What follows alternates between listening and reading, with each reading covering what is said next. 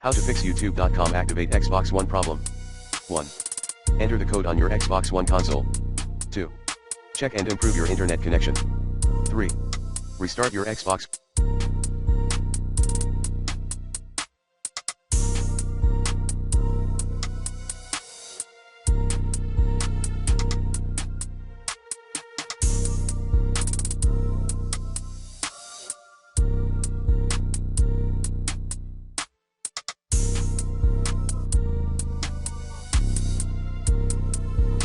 One.